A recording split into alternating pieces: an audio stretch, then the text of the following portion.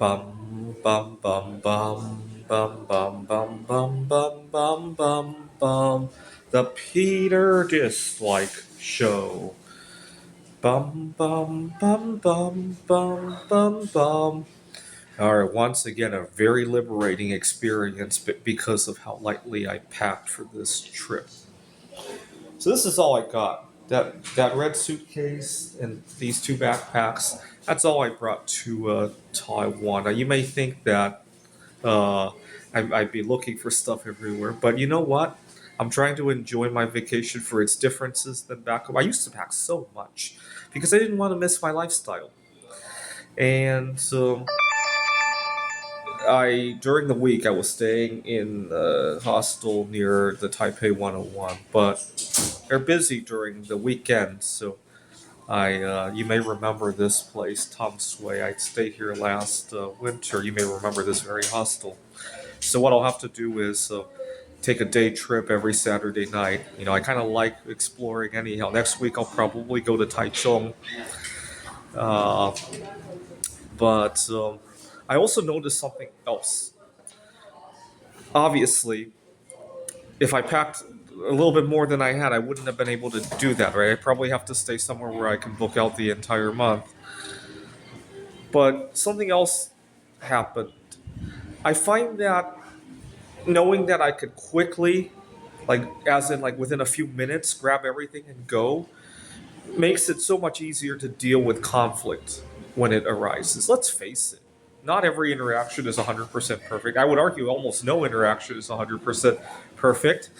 And knowing that I have a out makes it so much easier for me to be the bigger person. I'm not concerned about where's all my stuff going. I'm not concerned about where I'm going next.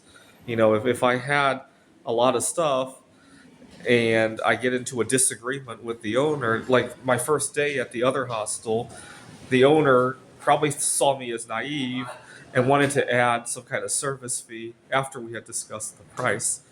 I'm like, gee, this other hostel was this much, and they don't have a service fee. And he quickly backed down from that. But had I had all my stuff and couldn't easily go to the other hostel, it would have created a mental traffic jam, if you will, right? And so yesterday, it happened again. I had settled into the room, and then one of my roommates, another foreigner, I can't tell if it's Japanese or Korean, he couldn't speak Chinese or English, was started shouting that I had made some kind of a noise. I guess I was snoring a little bit louder than he wanted. And once again, you know, if things got really heated, you know, I don't have a whole lot of stuff. You know, even though it was 1 or 2 in the morning, things got really heated. I had options there. I could tell the front desk to see if there's a different room. I could even gather all my stuff and look for another place. It, did I have to resort to that? Obviously not. But the option of it being there allowed the rational part of my mind to work, right? And that's something I'll have to think about when I get home because obviously home is where all my stuff is, right? I live with roommates. I'm going to have a different set of roommates when I get home, obviously.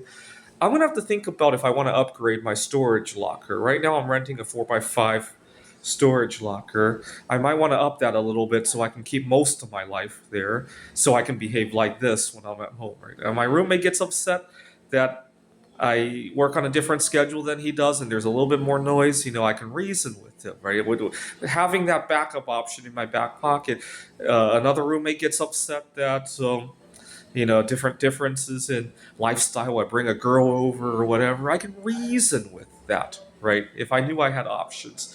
Or the last time around, my roommate, he was an alcoholic, and he was just constant chatter. Like I hardly got a moment of peace in the house, right? I could. I probably want to move out of a situation like that, but at least I'll be able to move out on my timetable if my stuff is light over there, right? All right, that's something I'll have to think about when I get back home. Another thing I want to think about is see if I could find a locker that has good climate controls. Because every summer, this is my third summer with that storage company. Every summer, my storage locker becomes a disaster because as soon as I go in there, I feel like I only have 5-10 minutes before my body completely overheats. And as a result, the locker often becomes a disaster. And so I remember last summer I was thinking, wow, I'm going to get an early Christmas present because I'll be able to go to my storage locker and actually clean it up, right? This is the Peter Dislike Show. Bum bum bum bum bum bum bum bum bum bum bum bum.